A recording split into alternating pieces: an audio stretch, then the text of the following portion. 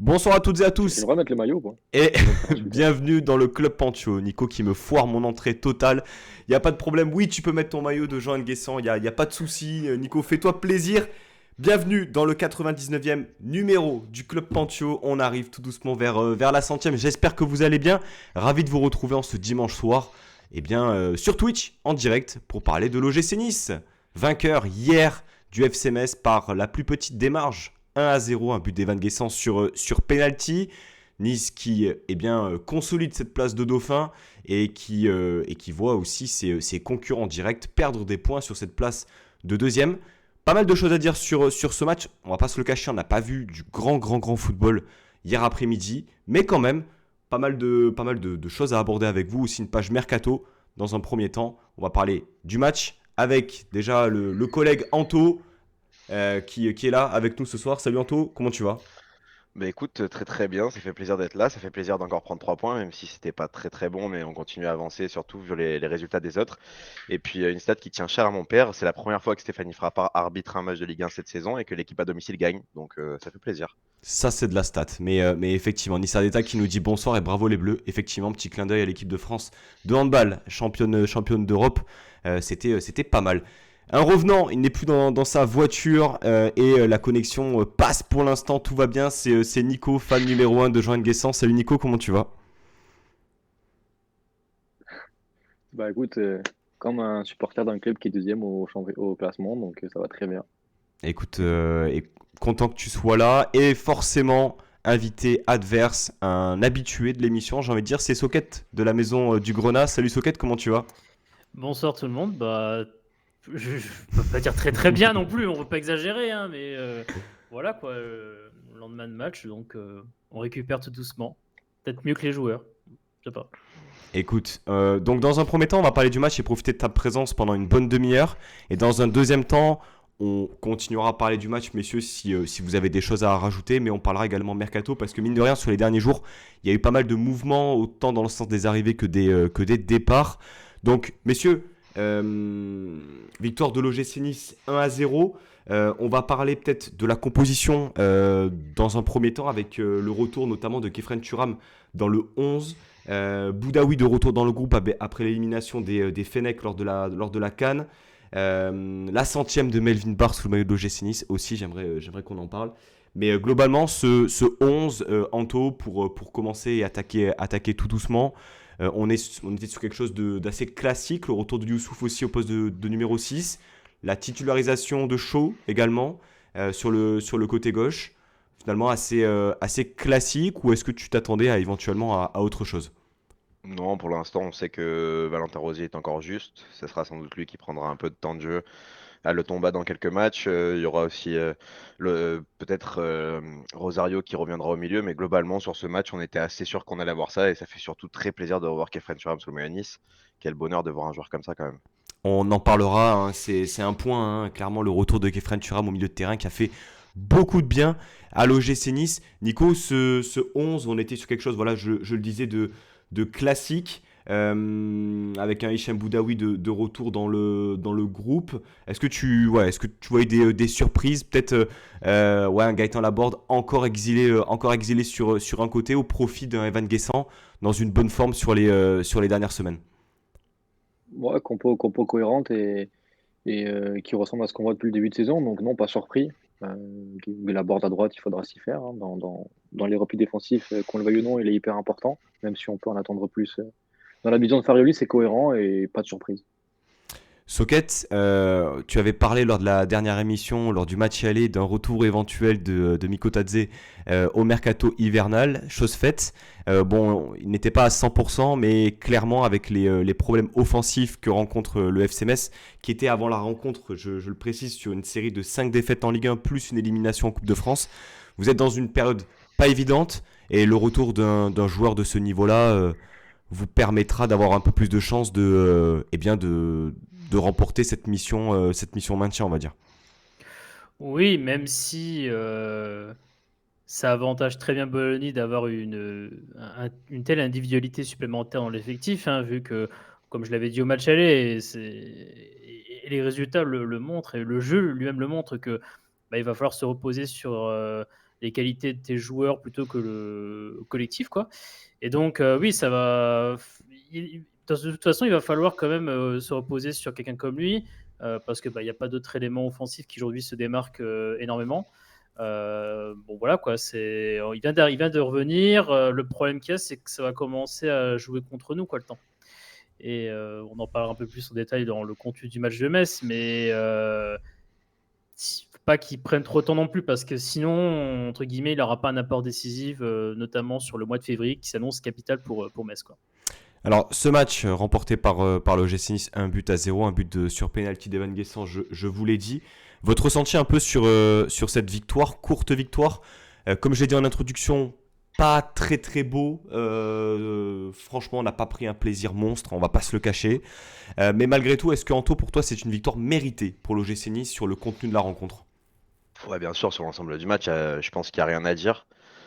C'est mérité. Et puis c'est une victoire, c'est vraiment la victoire de champion. Alors on sera sans doute pas champion à la fin de la saison et le Paris Saint-Germain, mais on va dire une victoire de Champions.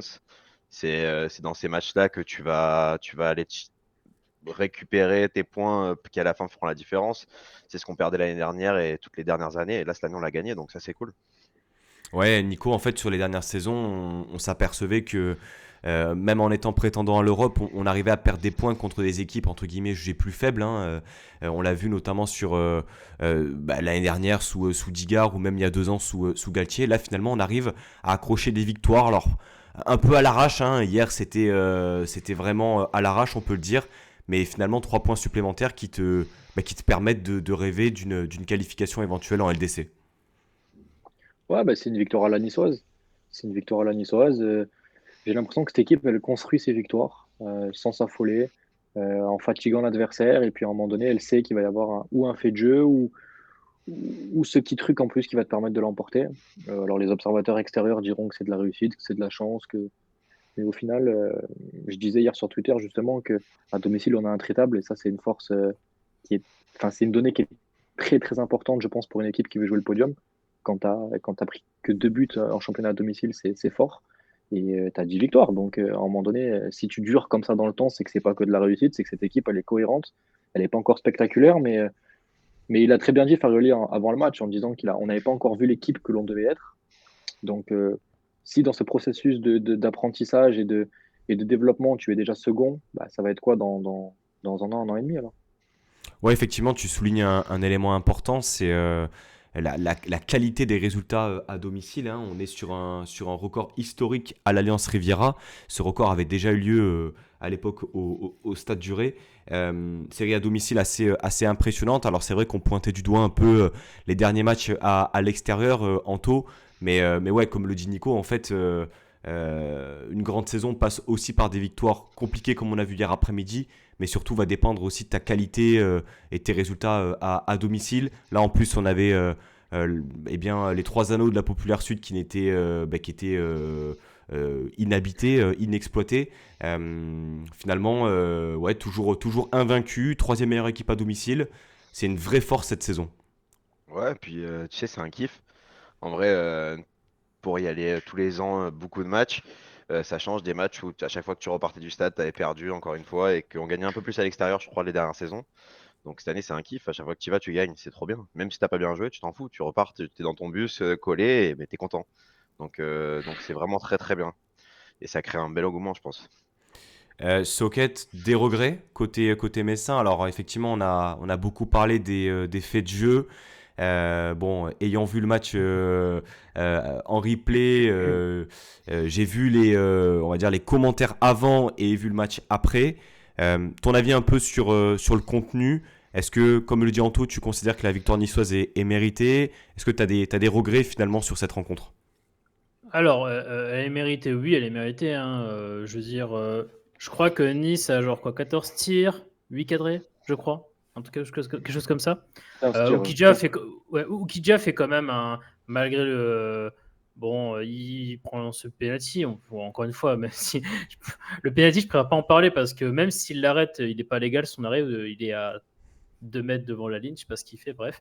Mais à part ça, ouais, sinon il fait des arrêts quand même décisifs. Et ça aurait pu être beaucoup plus sévère.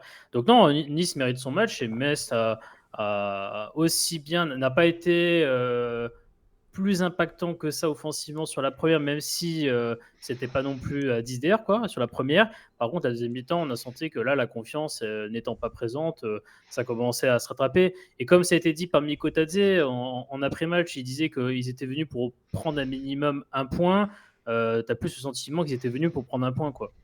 Et que, en fait, quand il y a et ce qui est un peu triste, parce que quand ils prennent ce but, tu n'as pas cette révolte qui suit après le but. Il y a même un truc marrant, c'est con à dire, mais parce que c'est un autre débat sur est-ce qu'il y avait penalty ou pas, mais on sait qu'il y a des joueurs ne pensant pas que c'est évident que ça, le penalty, seraient allés en masse devant l'arbitre. Vous voyez un peu Il n'y a pas eu de contestation, effectivement. Voilà, vous voyez ce que je veux dire. Alors, et le sujet du penalty, on pourra en parler vite fait, mais avant dans le détail, c'est juste que même là, on voit pas ce truc genre, de contestation ensemble, machin. En gros, c'est leur destin, ils acceptent. Et je pense qu'à partir de ce moment-là, quand tu es autant résigné que ça, c'est logique que tu mettes pas ce qu'il faut pour venir derrière. Et au final, de dire que Nice méritait la victoire est évident, et encore plus évident après cette non-réaction, quoi. Penalty pour toi, Socket ? Alors, je vais dire 50-50. En fait, pourquoi je dis ça ? Parce que, et on est bien placé pour en parler, en 2018, il y a un match entre Metz et Lens, on gagne 2-0 contre Lens, donc on est en Ligue 2 à ce moment-là. Et en fait, il y a une action où Opa Engage, je pense que vous connaissez, part seul au but sur le ballon en profondeur, et Fabien Santon, qui à l'époque est à Lens, en fait, fait la même chose que fait le Messin sur le Niçois, c'est-à-dire qu'il y a ce léger contact sur une des jambes, et l'une des jambes du Niçois tape l'autre jambe. À l'époque, la décision arbitrale, alors il n'y avait pas la VAR, parce qu'en plus on était en Ligue 2, il n'y avait pas la VAR, et la décision arbitrale, c'était carton rouge pour Fabien Santon, et donc faute contre Lens, et donc en faveur de Metz. Ce que je veux dire par là, c'est qu'on ne sait pas en fait si le léger contact, parce que pour moi il y a un léger contact. Beaucoup de gens qui ont commenté cette action-là, parce que malheureusement les comptes relais sur notamment les réseaux font pas leur travail, ont montré que le moment où il y a la jambe du Niçois qui touche l'autre, mais pas le petit moment où il y a ce petit contact léger. Le problème, c'est qu'on ne sait pas aujourd'hui, personne ne peut le dire en fait, clairement, si à vitesse réelle, dans le ressenti, ça a un vrai impact. Et à partir de là, pour moi, c'est du 50-50. Ça peut se défendre de penalty, comme ça peut se combattre éventuellement, mais on peut pas faire comme si ça n'avait pas existé. Ce léger contact, ce petit léger contact. Est-ce qu'il est impactant ? Je ne sais pas. Le problème, en fait, c'est l'exploitation des images. C'est-à-dire qu'on a vu, en fait, la Ravanelli de Guessant, qui a tourné énormément sur Twitter à l'issue du match, notamment relayé par des comptes messins. Mais en fait, tu peux pas uniquement te baser sur ce contact-là. Comme tu dis, tu es obligé de tout prendre en considération, et notamment le léger contact qui entraîne le croc en jambe. 50-50 pour Socket. Anto, peut-être ton ressenti sur l'action menant au penalty. Est-ce que pour toi, il y avait tout simplement penalty sur Evan Guessant ? Mais comme je le disais un peu avant, moi je trouve que cette action elle ressemble beaucoup au penalty de Monaco, le premier penalty de Monaco qu'on a eu, enfin qu'ils ont eu du coup contre nous. Ça siffle, c'est pas évident, mais je sais pas, je trouve c'est pas extraordinaire, mais je pense que ça siffle, et cette saison on a vu quelques-uns comme ça, donc on va dire qu'il y a penalty, c'est pas un truc de ouf. Voilà, peut-être c'est en compensation aussi, enfin. Même si c'est bête de dire ça, mais peut-être en compensation un peu du premier aussi. Et le tout fait qu'ils ont sifflé penalty, qu'ils ont même pas regardé la VAR. Nico, est-ce que tu as quelque chose à rajouter par rapport à cette situation ? On peut parler. Alors, tu peux aussi embrayer sur Guessant, parce que on va pas faire un numéro entier sur l'arbitrage, on n'est pas là pour ça. Mais tu peux juste peut-être éventuellement nous donner ton ressenti par rapport à ça. Ouais, déjà, je pense qu'il faut prendre en compte qu'à vitesse réelle, pour le coup, Stéphanie Frappard, elle peut se dire il y a faute, il y a contact. Et après, il y a la notion de est-ce que Stéphanie Frappard fait une faute suffisamment grosse pour que la VAR puisse revenir sur sa décision? Parce qu'en fait, c'est ça qui compte. Et je pense que pour le coup, là, l'erreur n'est pas suffisamment manifeste, pour utiliser les termes exacts, pour revenir sur sa décision. Donc pour moi, le penalty, il est justifié. Et sincèrement, j'aurais dit la même chose dans l'autre sens. Je peux comprendre la frustration de certains messins parce qu'effectivement, le contact est très léger.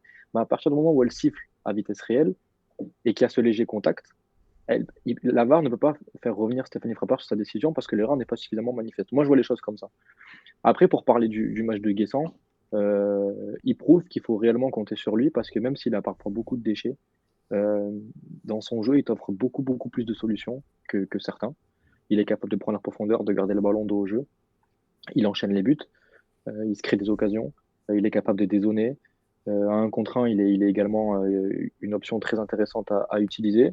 Donc, ben, ça fait super plaisir de le voir à ce niveau-là parce que c'est l'une des premières fois, je crois, que Nice prête un joueur et que derrière, il revient à Nice pour réussir. Et en plus, voilà, il sort du centre. Donc, c'est vraiment une très très belle nouvelle de cette saison. Ouais, effectivement, je pense qu'il y avait peu de personnes qui l'imaginaient à ce niveau-là. Et aussi dans le jeu, dans ce qu'il propose, dos au but, il y a de la maladresse, il y a du déchet. Et c'est vrai que, alors, on a beaucoup parlé de la comparaison avec Alassane Plea, des débuts d'Alassane Plea à l'OGC Nice, malgré le fait que les profils soient assez différents. Mais quand même, Anto, vraie satisfaction cette saison. D'autant plus que tu n'as pas ton numéro 9, on va dire, titulaire, qui est censé être ta tête de gondole offensivement. Finalement, est-ce que Guessant aujourd'hui, c'est plus qu'une alternative au poste de numéro 9? Bah clairement, ouais. Franchement, j'étais un peu réticent à l'idée de voir Guessant dans le... Enfin, je pensais pas qu'il serait à ce niveau-là et même qu'il serait vraiment utile dans la rotation. Au final, depuis qu'il est titulaire, il enchaîne des très bons matchs. Et surtout en 2024, je trouve qu'il est très régulier. Et que même quand ça va moins bien, bah lui, il est présent. On l'a vu à Rennes où c'est peut-être un des seuls qui a eu la tête un peu hors de l'eau. Et là encore, c'est le meilleur hier soir. Donc c'est vraiment très plaisant. C'est un joueur qui a beaucoup de qualité. Il faut qu'il progresse sur certains points, notamment au pressing et bien sûr à la finition où on voit que bah, des fois c'est un peu compliqué. Donc non, c'est très très bien, ça fait plaisir et puis qu'il continue comme ça. Il a sa Deuxième, place à jouer. deuxième penalty provoqué après celui de Lens, nous signale Alexis. Il avait provoqué aussi un rouge contre Rennes. Plutôt déterminant, même si effectivement Puis c'est on va pas le voir ces premier aussi éléments. Ouais, qui est refusé. ouais. Oui, tout à fait. Et quand on sait que c'est lui aussi qui rate son penalty contre Auxerre en Coupe de France, je pense qu'il fallait aussi mentalement être présent. Puisqu'on parle d'Evan Guessant, on fait une bascule sur Jean Guessant, mon cher Socket. Puisque, comme vous le savez, Jean Guessant, ancien joueur de l'OGC Nice, qui n'a pas eu l'opportunité de s'exprimer. Mais puisqu'on est avec Nico et puisqu'on est avec un représentant messin, du coup, peut-être un peu des nouvelles du joueur qui serait vraisemblablement en partance pour la Belgique. Ouais, alors bon, on en a un peu parlé en off, la destination, la terre belge, qui est une terre très propice à certains transferts, surtout pour un joueur qui, effectivement, n'a pas eu sa chance cette saison, clairement. Alors, on a un peu discuté en off, sans trop dire, de savoir est-ce qu'il était dans les plans dès le départ ou pas du coach. Tout ce qui est sûr, en tout cas, c'est qu'il n'a pas été exploité. Réellement, notamment la première partie de saison, il a joué en Coupe de France contre Clermont, et on se disait, est-ce que ça allait être juste quelque chose, un test ou juste pour dans la rotation. Derrière, il joue encore contre Toulouse. Mais ouais, bah, voilà quoi, ça va se terminer pour cette saison en tout cas. Mais bon, ce qui est sûr en tout cas, c'est que comparé aux autres profils du milieu de terrain, il y a notamment un milieu de terrain très très jeune dans l'effectif des milieux de terrain à Metz, avec des néo-pros notamment. D'ailleurs, Ndoukizi, qui était titulaire dans ce match contre Nice, est un néo-pro. Et clairement, pour moi, il doit être Deren Guessant dans la hiérarchie par rapport à ce que tu dois considérer dans le rôle de chacun en début de saison. Et par exemple, là, c'est un peu anormal un néo-pro comme ça soit devant un Guessant. Voilà. Encore une fois, impossible de dire si N'Guessan, avec la confiance d'entrée, un peu plus de rôle dans les rotations, aurait eu un impact plus important et même aurait fait de meilleures performances. Ce qui est sûr en tout cas, c'est qu'il n'y a pas assez d'échantillons de match pour dire que N'Guessan était un mauvais choix, comme le fait d'être un bon choix. Et c'est fini pour cette saison normalement. À voir si d'ailleurs Charleroi lève son option d'achat ou pas. Mais il y a quand même un petit regret de non-exploitation du joueur, pour être sympathique. Alors, par rapport au match du milieu de terrain et dans la globalité, on a parlé de la première mi-temps qui était quand même assez intéressante côté messin, on va dire 30 premières minutes où vous avez été haut sur le terrain. Il n'y avait pas un pressing qui était constant, mais malgré tout, vous avez gêné considérablement la première relance du gym. On parlera peut-être plus en détail des prestations individuelles après, qui ont expliqué peut-être la difficulté sur cette première mi-temps. Mais ouais, déjà, qu'est-ce que tu as pensé de la prestation globale? On a parlé un peu offensivement comment ça s'était passé. Mais là, voilà, on est le 28 janvier. Metz est dans une série voilà, de 6 défaites consécutives en Ligue 1. Est-ce qu'après cette prestation-là, tu arrives quand même à avoir des éléments un peu d'espoir pour voilà, cette mission maintien? Parce que je ne sais pas ce que vous en avez pensé, Anto et Nico, mais sur la première demi-heure, je ne dis pas que. Enfin, si Metz marque, c'est pas déconnant, quoi. Bah, ils font pas le jeu. Après, ils étaient arrivés pour ça, ils voulaient défendre et t'avais des comptes qui étaient pas trop mal menés. En vrai, il y a eu deux trois ballons des centres ras de terre qui ont été repoussés par un talon, un pied de Todibo, je crois, deux fois déjà, et puis de quelqu'un d'autre. Donc en vrai, s'ils marquent là-dessus, le plan il est parfait et peut-être que tu tiens le match jusqu'à la fin. Donc voilà, ils ont joué avec leurs armes. Après, est-ce que ça suffira pour te sauver? Certainement, parce qu'il y a quand même des équipes qui sont bien plus en difficulté derrière, mais tu prends des risques, quoi. Moi, pour donner mon avis, il y a quand même un truc qui. Et je le dis depuis quelques temps, et ça, dessus, je ne bougerai pas. Plus tu te rapproches de la fin de la saison, moins tu peux te permettre d'avoir cette mentalité de vouloir tenir un match nul ou de jouer sur la corde raide. Il y a un fait qui est certain, c'est qu'aujourd'hui, même les clubs de bas de tableau de Ligue 1 marquent des buts. C'est un fait. C'est-à-dire qu'on prend ce qui s'est passé là dans le match entre Lorient et Le Havre. Alors certes, Lorient a calé à domicile contre Le Havre, mais Lorient a claqué 3 buts. Ce que je veux dire par là, c'est qu'à un moment donné, ce qui va faire la différence, c'est qu'il va y avoir des équipes qui vont accrocher une victoire. Certes, qui vont peut-être en perdre une ou deux par la suite derrière, mais une victoire, deux défaites, c'est mieux que 2 matchs nuls et une défaite. Et malheureusement, plus on va se rapprocher de la fin de la saison, moins ça sera rentable de chercher à tenir des matchs nuls. Ça sera beaucoup plus rentable d'aller chercher des victoires et de prendre des risques parce que tu pourras plus te permettre. Et là, encore une fois, on a une chance énorme, c'est qu'on est dans un championnat qui est très très faible dans le bas de tableau. Beaucoup de points perdus par les équipes de bas de tableau. On voit que le recrutement peut aussi inverser la donne. On voit que Lorient, le recrue, Louza par exemple a marqué et fait une passe D contre Le Havre. Lyon a fait aussi un recrutement, ça peut aussi sortir de la zone rouge. Il y a peut-être Clermont qui est c'est un peu plus compliqué, qui s'est affaibli. Mais sinon, à part ça, ouais, à moins de faire un exploit individuel comme on aime bien faire à Metz, de trouver une solution collective à cette problématique actuellement, je vois pas comment, quoi. Donc ça sera de la chance. Donc ça sera du pur hasard. Et puis voilà, on va jouer au dé, c'est bien. Ou une recrue, quoi. Valentin Desséric va sauver le FC Metz. Ah oui. Oui, mais en fait, c'est malheureusement, le problème, c'est que moi, je fais partie de ceux qui pensent qu'à un moment donné, c'est comme dans la vie, c'est bien de se prendre des gamelles dans la tronche parce que c'est comme ça que tu apprends. Et si tu trouves encore un mec qui va te sauver, tu vas pas apprendre, tu vas pas sentir nécessaire le fait d'apprendre à jouer collectivement. Et l'année d'après, tu recommenceras la même chose. Et Metz, malheureusement, fait ça parce que Metz, ça fait depuis X années qu'ils réussissent à se trouver une pirouette pour venir en Ligue 1 en se basant sur les qualités individuelles des joueurs.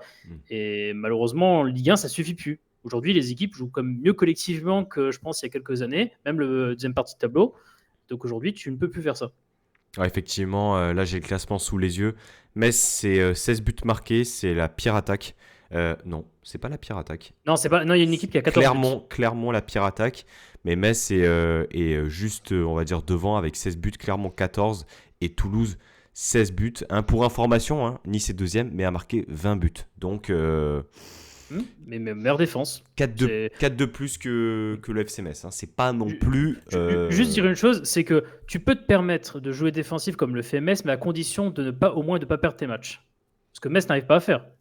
Metz prend... Et c'est ça, encore une fois, la stratégie défensive n'est pas en soi un problème. L'Atlético est, je pense, aujourd'hui un bouquin que tous ces coachs comme Bologna ont à côté d'eux quand ils s'endorment la nuit. Ils sont très contents d'avoir un club comme ça pour justifier le fait de jouer très défensivement. Et si tu continues à prendre des buts énormément par match et que tu n'en marques pas, mathématiquement, tu perds les matchs. C'est aussi simple que ça. Mais après, il y a encore que l'Atlético a su faire évoluer son jeu. C'est plus Exactement. l'Atlético des années 2012. Parce que, Bien comme sûr. tu as dit, le football, il a évolué et que tu peux plus te permettre de. Exactement. Mais il y en a, ils sont restés à l'Atlético de 2010-2012, quoi. Turismo. Oui, effectivement. Par rapport, on va dire, aux performances individuelles, je creuse, hein, mais je cherche du positivisme côté FC Metz. Qu'est-ce que tu as apprécié déjà par rapport au dispositif tactique? Je me souviens plus à l'aller. Est-ce que vous étiez aussi dans ce schéma-là? Oui, ça bouge quasiment pas. C'est toujours un peu le même état d'esprit, à savoir qu'entre guillemets, tu t'appuies sur notamment beaucoup plus Van de Gerkhoff sur le côté droit parce que lui va avoir tendance à beaucoup plus essayer de peser sur sur des appels en profondeur sur la défense adverse. Sabali est toujours un petit peu plus en retrait, même si c'est quelqu'un qui va avoir beaucoup plus avoir envie d'avoir le ballon dans les pieds et d'essayer de dribbler. On l'a un peu vu vite fait en première mi-temps notamment. Mais non, c'est un peu le même schéma. Le seul regret que j'ai, c'est comme d'habitude, c'est qu'on a des latéraux, je trouve, notamment Colin, qui ne soutient pas trop l'attaque. Ce qui fait que c'est des joueurs qui jouent de manière un peu tous isolés les uns des autres. Et sur la question du plan de jeu, où effectivement c'est de la contre-attaque, donc c'est de la récupération, on essaie de balancer, hein, comme l'ancien football, de balancer devant sur Van den Kerkhoff et Mikotadze par exemple, mais ça reste pas coordonné. Même le pressing n'est pas coordonné en soi. Donc sinon, individuellement, il n'y a pas eu vraiment voilà, comme j'ai dit, Mikotadze, il est clairement pas encore prêt. Il n'y a que défensivement ou entre guillemets, tu as la paire des deux, Kandé, Traoré qui s'en sort quoi. Et Oukidja quand même, parce que bon, même s'il fait Il fait son match. il fait son match, même s'il a toujours pas compris comment fonctionnent les pénaltys, il fait quand même son match. Donc voilà. Après, à sa décharge, le penalty de Guessant, c'est une honte. En vrai, il va falloir arrêter ça. Hein. Le mec s'arrête 8 fois dans la course de. Non, c'est ça, tu peux pas le faire. Tu dis que c'est une honte, mais en même temps, il a attendu le dernier moment pour que le gardien choisisse un côté, et donc je trouve que c'est pas une honte, c'est juste qu'il a. Ouais, mais... Après, tu sais, si tu étudies l'adversaire, tu sais que Oukidja n'est pas un bon gardien sur les pénaltys. Ouais, mais peu importe, enfin, tu laisses trop peu de chance au gardien en faisant des courses comme ça. Neymar faisait pareil, il y en a quelques-uns. Ouais, mais Anto, c'est horrible. Après, il a raison, il a le droit, mais. Si c'est autorisé et si c'est pas écrit noir sur blanc qu'il n'a pas le droit, il profite du fait que ce ne soit pas interdit. Non, mais je suis d'accord, mais ça reste une honte et c'est impossible. Enfin, c'est très dur pour un gardien d'arrêter un penalty dans ces circonstances, d'après moi. Après, tu peux faire comme certains. D'ailleurs, il y a une vidéo très, très fameuse qui circule de Sommer, je crois, sur les réseaux où tu vois que tu fais une feinte, hein, tu fais son partir à droite, tu repars à gauche derrière. Quoi. À un moment donné, il n'y a pas de hasard, contrairement à ce que disent certains sur les pénaltys. Il n'y a pas de hasard. Quoi. Mais donc, non, je trouve que c'est. En plus, Oukidja, c'est un peu. Attention, hein, c'est un peu le Fabien Barthez du FC Metz. C'est-à-dire que c'est des gardiens, tu sais que dès le début, ils savent qu'ils ont perdu le pénalty. Le mec n'a même pas posé la balle sur le point de pénalty, qu'il a déjà perdu le pénalty, il le sait déjà, donc c'est un peu ça. Quoi. Ceci dit, le pénalty de Evan Guessant, malgré le fait que ça ait pu perturber certains qui l'aient fait cette course-là, il est plutôt bien tiré, Nico. Il est bien tiré. Oui, il prend. Comme l'a dit l'ami Messin, je pense que c'est surtout Kidja qui plonge pas et qui donne pas d'indication à son adversaire. Après, si le gardien part du bon côté, il peut le sortir aussi. Donc, il a fait le taf, tout simplement. Il a pris ses responsabilités. Après l'échec contre Auxerre, il a pas tremblé. Donc, c'est très bien. Ça prouve aussi qu'il a de la personnalité et que mentalement, il est costaud. Socket, avant de te laisser, une dernière question. Ton ressenti sur la prestation de l'OGC Nice par rapport à ce que tu as pu voir autrement sur les précédentes rencontres ou alors sur le dernier match. Est-ce que tu vois cette équipe aller en LDC en fin de saison? Est-ce que tu es confiant sur cette partie-là ou pas? Si, parce qu'il n'y a pas de hasard sur le côté solidité défensive. Hein. Encore une fois, quand tu peux te permettre, entre guillemets, de ne pas forcément être éblouissant offensivement parlant et que tu en es là où tu es aujourd'hui au classement, il y a la solidité défensive qui évidemment joue un rôle. Et je pense que tant que tu as cette solidité-là, entre guillemets, tu as un peu ton destin entre les mains, quoi. C'est le jour où tu l'as pu, en fait, où c'est un problème. Parce que le jour où tu l'as pu, tu dois mettre autant de buts que tu en prends. Mais à partir du moment où tu l'as, comme c'est le cas à l'heure actuelle, ils peuvent aller très très loin. Effectivement, c'est pas forcément la chance des champions, mais c'est la chance en tout cas des équipes qui vont se sortir une très bonne saison, pas éblouissant offensivement, mais défensivement avec des bases très solides. Et clairement, c'est sur ça qu'il faut qu'ils continuent à s'appuyer, parce que effectivement, Evan Guessant aujourd'hui remplace notamment vos deux absents d'attaque qui sont partis à la CAN, qui ont des fois aussi un peu du mal. Mais le fait est, c'est que il faut à minimum se baser sur sur la défense, et ils ont de très bons éléments pour ça. Vous avez de très bons éléments pour ça, et c'est ce qui fera certainement votre réussite jusqu'à la fin de la saison. Effectivement, on va en parler de la défense. Socket, un grand merci à toi. Bon Merci courage à vous. pour la fin de saison du côté du FC Metz. Au plaisir, je l'espère, qu'on se revoit l'année prochaine. Si on ne se revoit pas, ce sera peut-être de la Coupe de France. Mais en tout cas, merci encore une fois pour ta fidélité et ta venue dans l'émission. Merci à vous, et je vous souhaite une bonne suite de débrief. C'est gentil, Bonne fin de merci. saison. On va, les gars, rester sur la défense, puisque c'était le sujet évoqué par notre invité.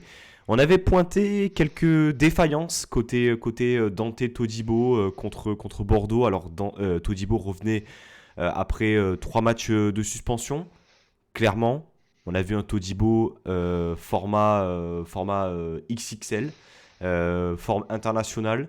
Dante aussi a son avantage. Je vois que Anto fait une petite grimace. Qu'est-ce que tu as Je suis pensé pas du tout d'accord avec ça. Qu'est-ce que tu as pensé du match qu'est-ce que tu as pensé de la charnière centrale? Todibo a été excellent. On a retrouvé notre vrai JC qui avait été plus dans le mal les derniers matchs. Mais là, il a été vraiment très très bon. Il a colmaté toutes les brèches et notamment celle laissée par Dante. Dante a été très bon en numéro 10, je tiens à le dire. C'est percé notamment, et ce dépassement de fonction qu'il a fait, que Youssouf n'a jamais fait dans le match, on fait du bien quand même, offensivement. Par contre, défensivement, c'était vraiment très compliqué, j'ai trouvé. Il s'est souvent fait prendre dans le dos. Tu as un retour extraordinaire de Melvin Barr, notamment. Todibo aussi, qui le sauve 2-3 fois. Voilà, une petite aile de pigeon. Je sais pas ce qu'il a fait. C'était magnifique. Derrière, une passe pourrie où tu perds le ballon. Enfin, honnêtement, le match de Dante, moi, je le trouve pas très bon. Je trouve que globalement, son début d'année 2024, il est pas extraordinaire. Il est peut-être pas, je sais pas, dans le rythme. Peut-être que c'est plusieurs jours de vacances qu'il a eu en plus. Mais le temps qu'il retrouve, il a quand même 40 ans. Bon, pour l'instant, ça ne nous coûte pas non plus énormément de points, donc ça va. Mais moi, je ne trouve pas si bon que ça le match de Dante. Et par contre, celui de Todibo, il est extraordinaire. Nico, est-ce que tu partages un peu l'avis de Anto pour contrebalancer un peu avec cet avis-là? Je vais te donner le mien. Todibo exceptionnel. Je pense qu'il n'y a pas grand-chose à dire. Je dirais même que c'est peut-être l'homme du match. Tant il a été complet dans la performance. Mais Dante, je te trouve dur, Anto, parce que c'est lui quand même qui sonne un peu la révolte à partir de l'heure de jeu, j'ai l'impression, Non, mais en étant haut. C'est vrai que ça reste un défenseur central et qu'on le juge sur ses interventions défensives. Il est vrai qu'il a été pris 1 ou 2 fois. Ton regard, Nico, sur la prestation, on va dire, de la charnière? J'ai trouvé qu'ils ont bien fait ce qu'ils avaient eu à faire. Il n'y a pas eu trop d'erreurs, je trouve. Après, oui, forcément que dans le dos, Dante, il va se faire prendre. Ça, je pense qu'on peut pas le critiquer là-dessus. C'est l'âge qui fait ça. Et derrière, c'est aussi au bloc équipe et à ses coéquipiers de s'adapter. Et on le fait très bien. Ils m'ont rassuré, moi, parce que en fait, tout est question d'équilibre. Si tu regardes bien, les matchs où on marque des buts, ben, on en encaisse. Et les matchs où on n'en encaisse pas, on marque très peu. Les 2 ou 3 fois où tu mets 3 buts, je crois que c'est contre Paris et contre Bordeaux, ben, t'en prends 2.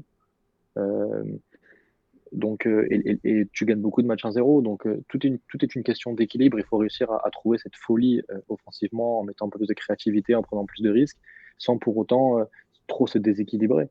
Euh, Maintenant, hier, c'est un match comme on en a vu déjà beaucoup depuis le début de saison. Donc, je trouve qu'ils ont tous été costauds défensivement, de Guessant à Boulka. Donc, Todibo est sorti du lot parce que ben voilà, on sait qu'en contre 1, on risque pas grand-chose, même s'il s'est bien fait déposer sur un double contact de je sais plus quel attaquant de Metz en deuxième période.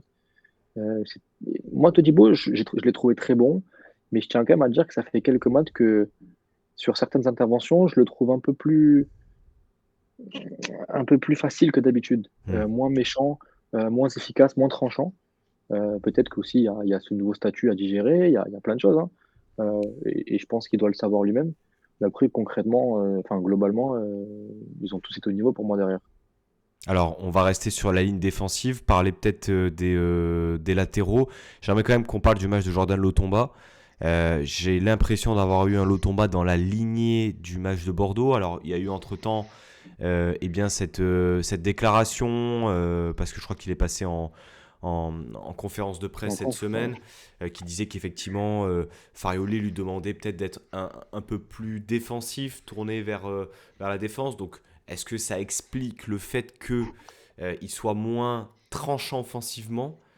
Je trouve quand même que c'est très neutre, trop neutre pour être véritablement incontournable à l'OGC Nice. Et j'ai pris ma petite boule de cristal avant l'émission. Rosier à 100%. Je pense qu'il va tout simplement déposer l'Otomba dans les prochaines semaines. Qu'est-ce que t'en penses, Anto? Bon, on le souhaite que si on peut avoir s'il de dépose, c'est qu'il est vraiment meilleur, donc on peut souhaiter que ça. Après, son match n'était pas trop catastrophique non plus, c'était moyen en fait. C'était, tu vois, contre Rennes, c'était catastrophique. Là, ça va, il a fait son match. Bon, bah, de temps en temps, tu vois, il a une petite éclaircie comme il a souvent. Mais sinon, globalement, c'est un Jordan Lotomba qu'on voit depuis le début de la saison. On peut regretter les sorties médias, enfin les sorties sur ces réseaux de Youssef Attal bien maintenant aussi, hein. Donc voilà, c'est comme ça. On va attendre Valentin Rosier. On espère que ça va vraiment faire la diff. Et bon Nico? match de Melvin Barr encore, au fait. Ouais, En parlant ton, des ton latéraux. ressenti un peu, on est sur la ligne défensive des deux, Melvin Barr. Alors, bon, forcément, je te questionne sur Melvin Barr parce que voilà, ça me fait plaisir de t'entendre dire du positif, mais Non, mais il n'y a défensivement, rien à dire. très, très costaud. Euh, Est-ce que tu penses réellement que c'est une affaire de consigne, le fait que on ne voit pas autant les latéraux se Ouais, je pense. projeter? Parce que tu vois, moi, j'ai bien aimé, enfin, je pense savoir que lorsqu'il joue avec un pied inversé sur le côté droit, comme il a fait avec Mohamed Ali Chaud, il demande au latéral d'être beaucoup plus intérieur. Et Mais je, c'est ça. et je trouve que dans le déséquilibre, pour le coup, c'est beaucoup plus intéressant parce que ça amène une densité axiale tout en Libérant les côtés. voilà, tout en libérant les côtés. Non, moi, mais c'est clair, comme l'a dit Anto, moi j'appelle comme le dit Walid Archerchour, c'est des joueurs yaourt nature, tu vois, les Lotomba. C'est-à-dire qu'il se passe pas grand-chose, ça va faire le taf, ça va pas faire d'erreur manifeste, mais à un moment donné, tu as envie d'un peu plus de folie. Mais je pense que c'est une question de consigne parce que les 6 mois qu'il fait sous Digar, ils sont très très bons. On voit qu'il se libère offensivement, il lui manque les stats, mais dans les intentions, dans l'investissement, il n'y a rien à dire. Là, il se contente de bien défendre, d'être dans un positionnement beaucoup plus axial, comme tu l'as dit, quand c'est pieds inversés sur le côté.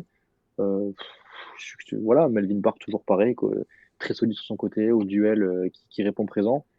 Après, il faut pas s'attendre à ce que nos latéraux fassent des allers-retours tout le match à la Dalbert et à la Ricardo Pereira. Ça, c'est pas ce qui est demandé par le coach. Donc, il n'y a pas grand-chose à dire de plus que lors des matchs précédents, quoi. Ils ont fait le taf et puis voilà. Tu as parlé de Youssouf, Anto, j'ai senti dans ton propos que tu étais un peu déçu du match de Youssouf, qui retrouvait un peu cette place de titulaire aussi au milieu de terrain, place qu'il occupe depuis le début de saison, quasiment non-stop. Là aussi, Nico, tu parlais de l'équilibre. Et en fait, autant les latéraux, on peut comprendre qu'il y a une recherche d'équilibre, etc. Mais alors, c'est symptomatique en fait je pense, que recherche Farioli, c'est Youssouf. En fait, c'est se dire qu'on a ce défenseur supplémentaire. Mais alors, par contre, quand il est en possession du ballon, Ah ouais. c'est En neutre. fait, c'est le régulateur. J'ai l'impression que c'est le régulateur. Bah ouais, mais C'est-à-dire non, que parce que le régulateur va te réguler le flux aussi du jeu. Là, j'ai l'impression qu'il pose, mais que c'est passe courte, 4-5 touches de balle pour faire des passes à 4-5 mètres. Ça va pas te casser des lignes. Je rejoins un peu Anto, là, je me souviens plus comme dans quelle émission c'était, là, peut-être la dernière ou l'avant-dernière. Rosario a quand même le mérite, je trouve, dans les tentatives, de venir casser des lignes, d'être beaucoup plus vertical dans la passe. vas-y, Anto, si tu veux. Le match de Youssouf, pour moi, hier, il est. En fait, je ne le comprends pas, en fait. C'est surtout ça. Alors, défensivement, bon, il récupère ses ballons et tout, on sait, ça, il n'y a pas de problème. Mais putain, avec le ballon dans les pieds, c'est une catastrophe, c'est calamiteux. J'ai vraiment ce souvenir à un moment où il est au rond central, il reçoit le ballon, il a 15 ou 20 mètres qui sont laissés par les Messins, et au lieu d'avancer un petit peu, de créer quelque chose, il envoie une saucisse à Mohamed Ali Chour en première période. Enfin, tu sais, tu fais, mais pourquoi en fait? Juste avance, prends ton espace, va fixer des mecs qui vont te libérer les autres. Et il ne le fait jamais. Et c'est ce que fait par exemple Pablo Rosario. Et tu sais à quel point Pancho, j'ai craché même sur les émissions sur Pablo Rosario. Mais ce mec-là, Pablo Rosario, maintenant, il mérite d'être titulaire à la place de Youssouf dans ce qu'il monte parce que défensivement, il récupère ses ballons. Peut-être un petit peu moins de volume que Youssouf. Mais offensivement, il t'apporte quand même quelque chose et ça te permet de créer un peu de décalage et tout. Parce que là, c'était très. Enfin, moi, j'ai trouvé ça très compliqué. Il m'a vraiment énervé hier, Youssouf. Nico, Flo nous demande, est-ce qu'on a vraiment besoin d'un défenseur supplémentaire au milieu contre des adversaires inoffensifs? Non, mais là pour moi, on aborde l'approche des matchs de Farioli. Et pour moi, c'est un coach qui est pour l'instant très frileux. C'est pas quelque chose de péjoratif, mais il est frileux dans ses choix. Je pense qu'il a envie d'emmagasiner le maximum de points. Je pense aussi qu'il a retenu la leçon contre Lille en premier match. Je pense que ça lui a mis un bon coup d'air à la tête d'avoir été ambitieux dans ses changements 1-0 et d'avoir été égalisé à la dernière minute. Je pense que depuis ce jour-là, il a un petit peu changé son approche dans le coaching. Pour te dire, hein, j'étais juste derrière le banc des Messins. Quand tu marques le but sur penalty, c'est Bonani qui doit rentrer. Et tout de suite, tu retournes et c'est Rosario qui rentre. Donc, ça veut tout dire. Le fait qu'il continue avec son abord à droite, alors qu'il n'est pas bon offensivement, c'est parce qu'il sait que dans les replis, dans l'équilibre, il va être très important. Donc, Laborde, je précise quand même, décisif sur l'action menant au bien pénalty. sûr. Bien Ouais, sûr. il est Mais j'ai bon, même pas envie de le cracher dessus à la board. J'ai même pas envie de le cracher dessus. Et pourtant, je sais que c'est pas le style de joueur que j'aime. Mais je pense qu'il est dans ce qu'on lui demande et tout est une question de consigne. Youssouf, je suis persuadé qu'il est capable d'accélérer le jeu, de casser des lignes. Mais je pense que Farioli lui demande vraiment de contenir, de garder le ballon, d'être tranquille. Et au contraire, tu as un Thuram qui est capable de percer. Sanson, moi, que je trouve sur courant alternatif et parfois un petit peu inutile.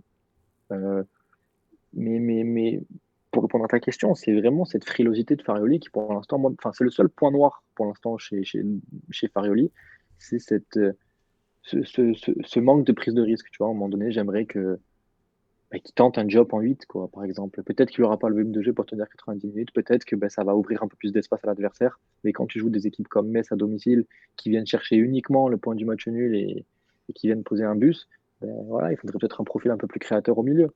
Mais après, pour moi, Youssouf, il doit être sur le terrain à chaque match. Mais alors, excuse-moi Anto, est-ce que c'est pas aussi un risque que de dénaturer les qualités principales des joueurs? Parce qu'on sait que tu as le joueur en lui-même, tu as les qualités physiques, les qualités techniques, tactiques, tu as l'apport de l'entraîneur, et j'ai l'impression que dans le discours, il y a beaucoup, beaucoup de travail tactique. Il n'y a pas un risque d'user aussi, peut-être psychologiquement, les joueurs? Je prends un mec comme Youssouf. Effectivement, hier, c'était sobre. Moi, ça m'a fait un peu rager parce que j'avais besoin de voir un jeu un peu plus emballé et emballant aussi, tout simplement, beaucoup plus vertical. Mais je me dis, finalement, combien de temps ça va tenir? Et il n'y a pas un moment où, tu sais, les joueurs, ils vont juste déconnecter totalement, quoi. Bah, c'est le risque si tu as vraiment une grosse période où tu es dans le sombre et que tu perds 5-6 matchs d'affilée. Mais après, Youssouf, moi j'ai l'impression que ça lui plaît aussi, ça, d'être dans ce rôle-là. Tu vois, en Coupe de France, c'était qui qu'on a battu en premier? Auxerre? Oui. Quand il a ce rôle de troisième DC, on va dire, où c'est celui qui gérait les jeunes et tout. Mais là, je l'ai vu kiffer et je l'ai vu incroyable. Ouais, mais il a Euh, joué un cran plus bas. ouais, mais c'est pareil, en réalité, le principe c'est le même. Tu vois, hier, il dépasse pas jamais ses latéraux. Donc, dans l'idée, c'est pour ça que je crois que c'était moi, j'étais là contre Auxerre, où en réalité, ça change sur la feuille de match, mais en réalité, c'est à peu près le même jeu qui est proposé. Tu vois, où tu as Youssouf qui est un peu derrière, et au final, tu es 2-8 qui font vraiment un peu box-to-box, Ouais, mais par plus ou exemple, moins. pour revenir sur le match d'Auxerre, pour prendre cette comparaison-là, tu as 2-8, tu as Claude Maurice et Belayan, qui, de par leur déplacement et leur prise d'initiative, vont être beaucoup plus impactants et vont proposer beaucoup plus de choses que, par exemple, Morgan Sanson hier. Je pense que c'est pas Ah, Youssouf qui doit à chaque fois tout débloquer. Si tu regardes le match de Belayan contre Auxerre ou de Claude Maurice, qui a perdu beaucoup de ballons, mais dans les déplacements, c'était ultra intéressant. Et la première mi-temps contre Auxerre, je trouve qu'on a très bien joué au ballon. On a fait des super mouvements collectifs au milieu de terrain, il y a eu des décalages. C'était agréable à voir parce que, notamment, tes deux relayeurs au milieu étaient capables de beaucoup plus bouger. Sanson et Thuram. Thuram le fait par séquence, mais dans les déplacements, c'était très statique, très souvent. Sanson, tu as l'impression qu'il est un petit peu de partout et nulle part à la fois. Euh, donc, je pense que chacun est responsable aussi un peu de cet état général, quoi. Tu ah sens non, que c'est mais très. Moi, je trouve le milieu très statique, en fait. je suis d'accord avec toi, hein. Alors, vous parlez du milieu de terrain, messieurs. Vous parlez d'un milieu de terrain. Enfin, tu parles d'un milieu de terrain statique. Peut-on parler du match de Khéphren Thuram? qui revenait à la compétition après plusieurs semaines d'absence. Il a joué 60-65 minutes en tout. Ton ressenti sur son match?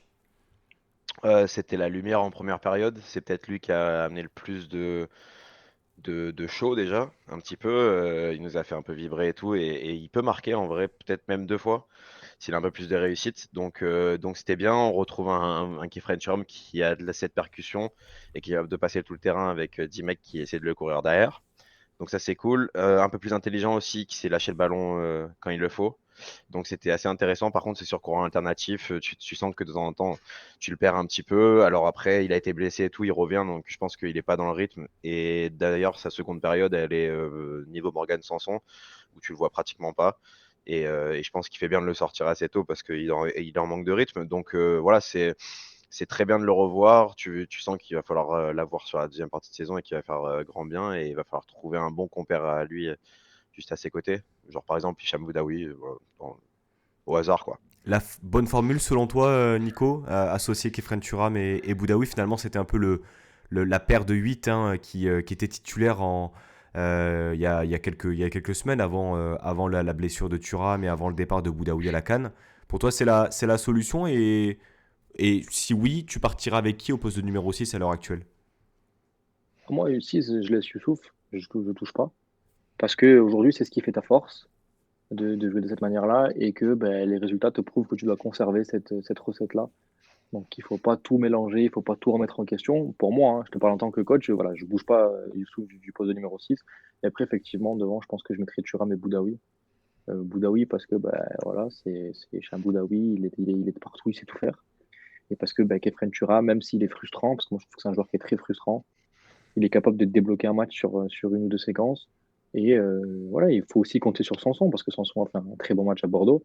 Mais je trouve que Sanson a du mal à vraiment franchir ce cap supplémentaire. Enfin, moi, j'en attendais un peu plus de Sanson. Ah ben t'es cohérent dans ce que tu dis parce que je me rappelle que tu en avais déjà parlé il y a plusieurs mois lorsque tu étais venu dans l'émission et tu avais tenu les mêmes propos et je te rejoins là-dessus. En fait, on a même été un peu dur ici après son match contre Bordeaux en disant que ses deux buts sauvaient un peu une prestation assez moyenne. Moi, je trouve qu'il est effectivement, encore une fois, très actif, on va dire. Très actif, ça court. Mais j'arrive pas à voir ni comprendre des fois l'intérêt ou vraiment l'efficacité de ce qu'il peut faire. Et moi, surtout, le gros problème, c'est que je ne le vois pas assez offensivement. Il est pas assez présent. Et lorsque tu vois un Thuram qui est pas à 100%, qui gagne de l'espace et qui crée offensivement comme il a pu créer, parce que moi je trouve que vraiment on a vu un bon Kefren Thuram, une bonne heure de Kefren Thuram honnêtement pour un retour de blessure, c'était ultra encourageant. Ben ouais, ça pose la question. Alors oui, on a écouté son passage dans RMC, le fait qu'il se voit à long terme, etc. Maintenant, reste à savoir dans quelle position dans l'effectif, quoi, on va dire. Non, mais hier, son action, c'est vraiment du typique Morgan Sanson. Je sais pas si vous la voyez, il remonte un peu à la Kefren Turam, où tu sais pas trop ce qu'il fait, il veut chercher la board. Du coup, il tombe, il fait les passes du bout du pied, il perd le ballon. Enfin, c'est vraiment Morgan Sanson aussi dans le texte. C'est capable de gagner 15 mètres, mais quand il gagne 15 mètres, bah, il rate sa passe et tout ça. Donc, c'est vraiment frustrant. Son match, il est pas bon hier. Bon, ça arrive. Il sera meilleur la semaine prochaine contre Brest, Ouais, je dirais espérons. pas qu'il est pas bon, tu vois. Enfin, Ah, je le trouve jamais mauvais. Je le moi, trouve je l'ai trouvé jamais mauvais hier, tu mauvais vois. et jamais très bon. Je le trouve toujours entre les deux. Euh, et il a le mérite voilà, de beaucoup courir, d'essayer. Enfin, moi, personnellement, dans l'effectif, je le garde jour et nuit la saison prochaine, hein. À ce prix-là, Ah bah de il toute n'y a façon, aucun je problème. suis même pas sûr qu'à l'heure actuelle on ait le choix, Nico. Ouais, mais je pense que même les dirigeants comptent sur lui. Je pense que les dirigeants, quelque part, ils s'attendaient à un petit peu mieux, mais qu'en même temps, tu te dis à 4 millions sur le marché, t'as Hmm. un mec qui connaît bien la Ligue 1, qui est capable de faire mieux. Je pense que c'est foncièrement un bon gars dans le groupe aussi. Donc, il n'y a rien de déconnant à ce qu'il reste niçois la saison prochaine, mais peut-être qu'aussi la concurrence peut lui faire du bien si on lui Hmm. apporte encore un 8 supplémentaire. Mais ouais, Youssouf, Thuram, Boudaoui, ça me semble cohérent. Messieurs, milieu de terrain passé, on va parler de la ligne d'attaque. Encore un match intéressant de Evan Guessa, on en a parlé. Qu'avez-vous pensé du match de Mohamed Ali Chou qui commence sur l'aile gauche, qui rentre en deuxième mi-temps sur l'aile droite? Euh, Est-ce que vous l'avez senti plus à l'aise, Anto, sur l'aile droite? On sent quand même que voilà, euh, il a l'air d'avoir quand même plus de repères dans cette position-là. Ouais, bien sûr. Après, hier, il a été pas trop en réussite. Souvent, il est rarement passé et tout ça, mais bon, ça va venir. Enfin, c'est pas très grave. Il faut pas le juger tout de suite. Il faut attendre un petit peu. En tout cas, c'est un joueur qui va nous débloquer des situations. Et c'est vrai que j'ai vraiment ce truc où j'ai vraiment envie de voir une attaque composée de peu importe qui devant. Guessant, peut-être il a gagné sa place, tant Alors mieux pour lui. justement, il y a Et une question. Boga chaud. Anto, il y a une question. Je crois que c'est Nissar d'État. Mince, je l'ai raté. En gros, ah oui, non, c'est peut-être Romain qui demandait qui on voit titulaire dans la ligne d'attaque au retour de Boga et Mofi. Pour Bah, vous, vos trois devant, vous mettez qui à l'heure actuelle? Vas-y, bah, Anto, si tu veux. ça va être Laborde, Mofi, Boga. Tu Ce sera retires, ça. tu retires Guessant du 11 à l'heure actuelle? C'est Bah, dur. Farioli C'est va le dur. faire, oui. Bah ouais, mais bon, le problème, c'est que Gaëtan Laborde, alors déjà, c'est de l'équilibre. Ça, Nico, il en a bien parlé et il a raison, hein. Et puis, je ne vois pas Gaëtan Laborde et Terem Moffi sur le banc 3 matchs d'affilée, tu vois. Parce que là, on parle d'une attaque qui commencerait tous les matchs en soi. On a tous envie de voir le show Boga Guessant. Voilà, sauf que le problème d'Evan Guessant, c'est qu'il a un peu. Je pense que ça, c'est un truc qui doit frustrer un peu Farioli parce qu'on sait qu'il aime bien le pressing. Et pour l'instant, au pressing, c'est pas non plus le top qu'on est. Je pense que le meilleur, c'était Remofi. Et par contre, Mohamed Ali Chaud marque des points défensivement, et ça, je l'ai noté. C'est quelque chose où on avait un petit peu peur qu'il fasse moins de repli défensif et tout. Hier, il a gratté quelques ballons et il se bat comme un chien. Il fait des gros retours, donc ça, c'est important et je pense que ça compte dans le système Farioli. Et je rajoute quand même quelque chose, un très très bon pied. Il a super Ouais. bien tiré les coups de pied arrêtés. En atteste notamment l'action de Kefren Turam qui fait sa tête piquée arrêtée par Oukidja. Nico, ton ressenti un peu sur Mohamed Ali Chaud, sur sa rencontre et Ouais, sur, il a été. on va dire, le trio demain lorsque les deux, euh, les deux joueurs africains rentreront à Nice. Je pourrais pas te dire quelle formule sera utilisée par Farioli. Je pense que ça va beaucoup permuter aussi. Ben déjà, c'est un luxe de pouvoir compter entre Boga, Mofi, Guessant, Laborde, Shaw, Buonani, je sais pas s'il va partir ou pas. Baldé qui est toujours là, qui peut faire des rentrées intéressantes. Maintenant, Shaw, comme tu l'as dit, on la voit, je pense qu'il est plus à l'aise à droite. Après, le petit bémol que je ferai sur Shaw, c'est que je sais pas si c'est une consigne aussi du coach, mais j'aimerais le voir prendre un peu plus la profondeur. Je trouve qu'il demande beaucoup de ballon dans les pieds. Et quand tu sais que l'une de ses qualités premières, c'est la vitesse, je pense que parfois, justement, pour étirer le bloc et pour faire un peu reculer les défenses et varier les offensives, ça serait bien d'avoir prendre un peu plus la profondeur, que ce soit à droite ou à gauche. Maintenant, c'est clair que Boga nous manque, parce que Boga, voilà, il était capable, c'est le seul capable d'éliminer un contre un vraiment sur un match. Mais après, Mofi va revenir, mais Mofi, il peut revenir quand il veut. Ça va être compliqué de sortir Guessant du 11, sincèrement. Déjà que Farley l'estimait beaucoup et le faisait souvent rentrer, le faisait débuter à droite pour lui donner du temps de jeu. Avec ce qu'il montre depuis le début de l'année, là, il va falloir le sortir du 11, je pense, Guessant, sincèrement. Ça va être compliqué, effectivement. Mais on va Euh, pas se plaindre. Ah oui, non, mais Non, non. clairement, on est clairement sur des problématiques un peu de riches.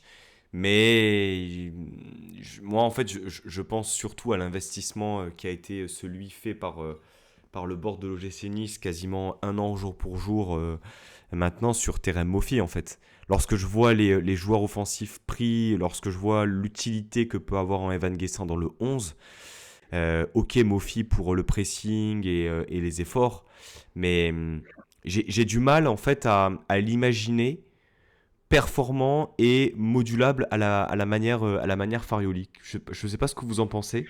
Mais moi, en fait, si tu veux, dans ce système-là de Farley, c'est compliqué. Mais si tu regardes bien cette saison en Ligue 1, il y a très peu d'attaquants qui marquent beaucoup de buts. Par rapport à la saison dernière, il y avait énormément d'attaquants qui étaient presque à 15 buts, tu vois. Là, cette année, il y en a très peu. Donc, déjà, ça, c'est une donnée qui est à prendre en compte. Lui, il est déjà à 6 buts, mine de rien. C'est déjà, enfin, c'est respectable. Et après, je pense qu'il y a une donnée qui est très importante, c'est que Farioli a dit on n'est pas encore l'équipe qu'on veut être. Hmm. C'est-à-dire que je suis persuadé que cet OGC Nice-là, c'est pas l'OGC Nice que veut Francesco Farioli, que veut Florent Ghisolfi, et qu'on est dans un processus de construction, de développement, et que dans ce qu'on va mettre en place d'ici quelques mois, j'en sais rien, j'espère le plus rapidement possible, Mofi peut vraiment s'éclater. Je D'accord, pense que là, il est mal utilisé parce que justement, on est dans cette approche de match où d'abord on défend, on presse, etc. Mais que quand tout va se mettre en place et quand on va commencer vraiment à assimiler le football façon Farioli, je pense qu'il peut s'éclater. J'ai plus de mal à imaginer Gaëtan Laborde exploser sous Farioli. Ah oui. Et, mais par contre, Mofi, il a tout d'attaquant moderne, Hmm. puissant, il est rapide. Donc je pense enfin, moi, je suis pas inquiet pour Mofi. Ok. Ok, ok. quand tu Ouais, vois, vas-y, Anto. pour ceux qui regardent un peu Brighton jouer, Joao Pedro, bon, alors c'est pas le même style que Mofi, mais il a quand même certains trucs où il a des similitudes. Et ce mec-là, il s'éclate dans une équipe qui va très vite, en fait. Et je pense que c'est Mofi à terme. Et de ce qui est ressorti de ce qui se faisait en Turquie pour Farioli, c'était que c'était justement un jeu qui allait très vite, où tu avais des transitions qui étaient incroyables. Alors, c'est pas le cas en ce moment, c'est vrai, mais si à terme on veut ça, et peut-être que ça passera aussi par un mercato où tu vas rechanger 2-3 joueurs dans ton 11 pour remoduler un petit peu manière Farioli, bah, peut-être que c'est là où on verra vraiment pas la forme finale, mais en tout cas une meilleure forme offensive du jeu Farioli. Donc, faut pas enterrer Mofi. Maintenant, Guessant, il joue sa carte à fond, et il a raison, et pour l'instant, il marque beaucoup de points, et franchement, bravo à lui. De toute façon, Riolo l'a dit sur RMC quand ils ont fait l'entretien avec Farioli, il a dit il reconnaît avoir été très dur dans son jugement et que lorsque Farioli allait avoir les joueurs qu'il souhaitait réellement et que tout allait se mettre en place, on allait avoir un entraîneur de très haut niveau à Nice et un football hyper alléché et hyper plaisant à voir. Là, je pense que si tu veux, là où on est très fort, où le staff est très fort, c'est qu'ils arrivent à donner du plaisir aux joueurs en leur demandant des tâches assez ingrates, notamment aux joueurs offensifs. Donc déjà, ça, c'est super positif, c'est-à-dire que dans le discours, tout le monde adhère.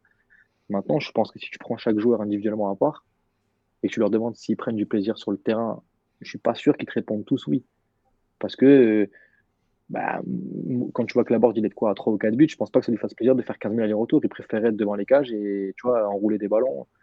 Donc, je pense que petit à petit, ça va s'améliorer et les attaquants vont commencer à marquer. Et je Hmm. pense que Mofi va exploser la saison prochaine. C'est la première phase, on va dire, du projet, l'absorption des consignes et de la philosophie pour ensuite élargir ça. Moi, C'est ça. je pense Tu poses les aussi, bases je pense, et je pense- ensuite t'affines. je pense aussi qu'il y a autre chose, c'est que tout ce qu'on voit là, c'est aussi le fruit d'un travail de réflexion sur qu'est-ce qui fonctionne aujourd'hui en Ligue 1. Et je pense que la maîtrise du tempo en fait partie, la solidité défensive en fait partie aussi. On a vu des équipes gagner des titres de championnat, enfin être champion de France en ayant une très très bonne défense. Maintenant, c'est vrai que peut-être en tant qu'observateur, même en tant que supporter, moi je préfère, oui, peut-être voir un 3-2 à Bordeaux qu'un 1-0 tout pété à domicile contre Metz. Mais encore une fois, voilà, ça rentre aussi en jeu la sensibilité de chacun face à un match. Mais l'intérêt et l'essentiel, c'est que le gym gagne. Et c'est ce qui est en train c'est ce qui est en train de se passer. Mais en tout cas, là où on peut vraiment être fier de nous et fier de notre coach, c'est que dans une phase de construction, tu es deuxième de Ligue 1 et tu te rapproches très grandement d'en tout cas jouer une des deux premières grandes Coupes d'Europe. Donc c'est cool, tu vois, c'est vraiment, ça en peut être fier. Quand je pense qu'il y a des mecs qui l'ont appelé Francesco Ravioli en début de saison, je dirais pas de nom. Bon, Ouais, et puis Ouais, tu vois rien que l'état d'esprit qui se dégage de cette équipe. Tout à l'heure, on avait notre ami Messin qui se plaignait qu'il n'y avait pas de réaction sur le penalty accordé à hmm. Nice, que les Messins tu vois, à Nice, dès qu'il y a un joueur par terre, tout de suite on va autour. Enfin, tu sens qu'il se passe quelque chose dans ce groupe. Hmm. Euh, les dirigeants, ils sont pour beaucoup. Je pense que Ghisolfi est très fort pour fédérer, pour créer cet esprit famille.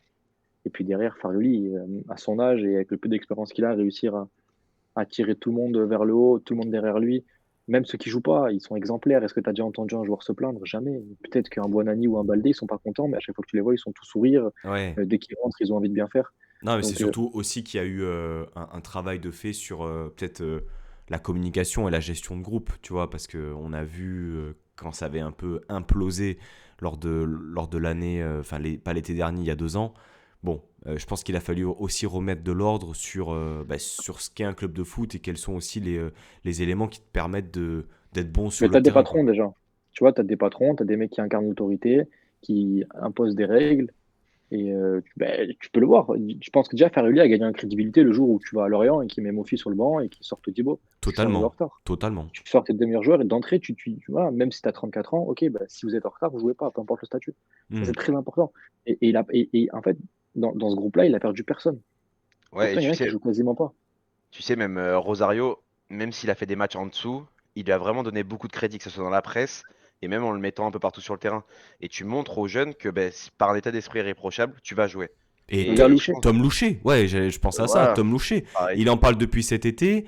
T'as l'impression que t'as affaire à un joueur qui est là depuis plusieurs années et qui est intégré dans la rotation. Finalement, on sent qu'il le valorise autant qu'un joueur qui est autant investi dans le 11 qu'un milieu de terrain type Hicham Boudaoui par exemple. Messieurs, euh, est-ce que vous avez quelque chose à rajouter par rapport au match? Peut-être. Allez, on va peut-être clôturer sur votre MVP de la rencontre. Naturellement, la difficulté, c'est que vous ne devez pas choisir le même, hein, parce que sinon c'est trop facile. On commence par Anto, toi MVP du match. Ah, c'est dur. Euh,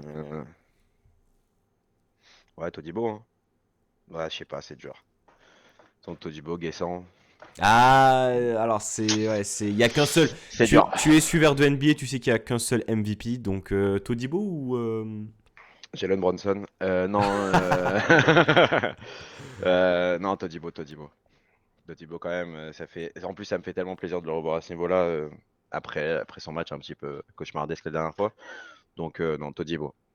Nico? Et Guessant. Guessant, pardon. Non, Le Evan Guessant. lapsus. Evan Guessant, sincèrement, Evan Guessant. Dans l'abnégation, décisif, il obtient deux pénaltys, il en met un. Non, Guessant.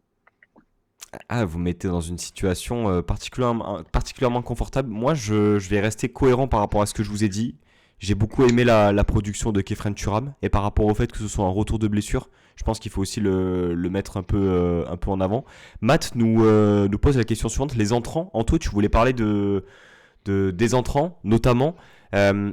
J'ai la feuille de match sous les yeux.